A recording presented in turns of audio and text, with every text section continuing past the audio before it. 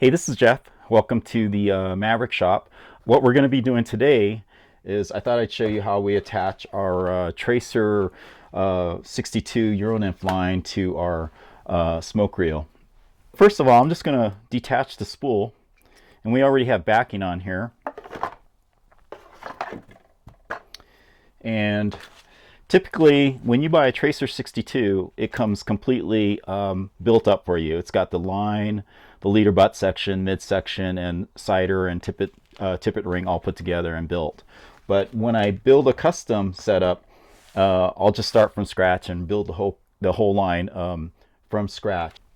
If I'm in a rush, I'll just grab one of these and throw it on. But today, I'm just going to start from scratch. So I've removed the spool. And the first thing I'm going to do is I want to attach the ESN line. So what I'll do is I'll just tie a really simple loop. I'm going to burn the end so that it doesn't come unraveled. And notice that it's a fairly large loop. And that's because it has to fit. It just has to be large enough to fit over the reel. And I'll show you why in a second. Okay, so now we're going to do a loop to the fly line. And what I have here is 50 feet of Euro Nymph line, level line. Again, same as the Tracer 62, but this is just the line itself. And it's got a loop on it. But the first thing I want to do is I'm just going to place this line right on the beer glass. And I'm going to start on one end. And I'm just going to start pulling it off the roll. And as I'm doing it, I'm stretching it a little. And that way it can pile up right here and not get tangled up. So I'm just taking my time. As long as it pulls off of the glass okay, then you're fine.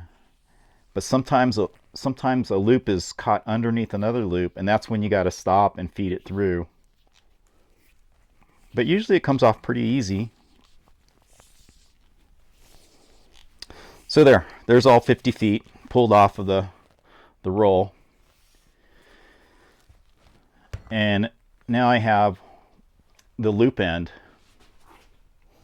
If I don't have the loop end, if the loop end is what I started with, then I'm gonna go ahead and throw all this line on the floor, and I'm gonna find my loop end.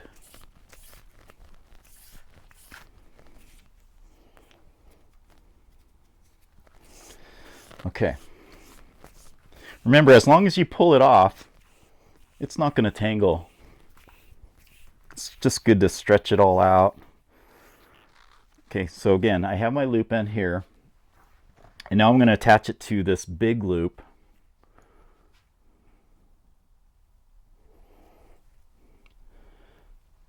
So I'm going to take this backing line and I'm just going to feed it through the welded loop on the fly line. Just like that. Now I'm going to open up the loop and I'm going to put my reel through it, the wrist spool. And that is just basic loop to loop connection. So now I've got my backing line, and I'm just going to wind all 50 feet of this fly line onto the spool.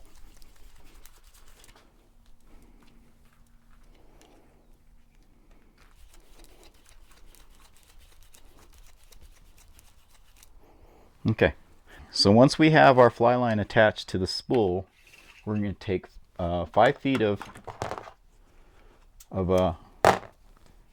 leader butt section. I like to use Maxima Chameleon, Sunset Amnesia, or Stren. Out of those three, I prefer the Stren. It's just kind of a nice orange yellow yellow color that shows up in all different types of water. So I've been happy with Stren. Maxima is a little bit stiffer than the other ones. Casts nicely, but it's so dark I just can't see it very well. I'm attaching my 12-pound butt section to the fly line using a nail knot and a nail knot tool. And now I'm going to take another piece of monofilament. This time we're going to go from 12-pound to 10-pound. Another 5 feet.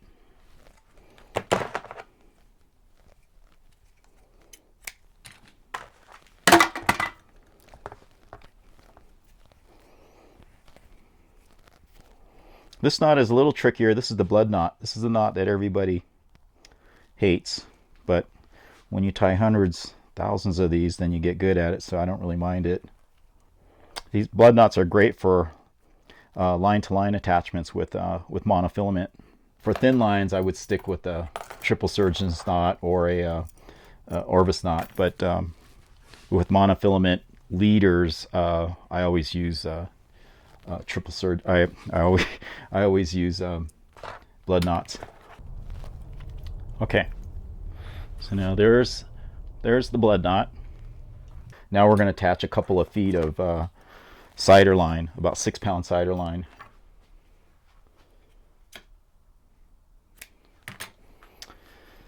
And again, here I'm using a blood knot.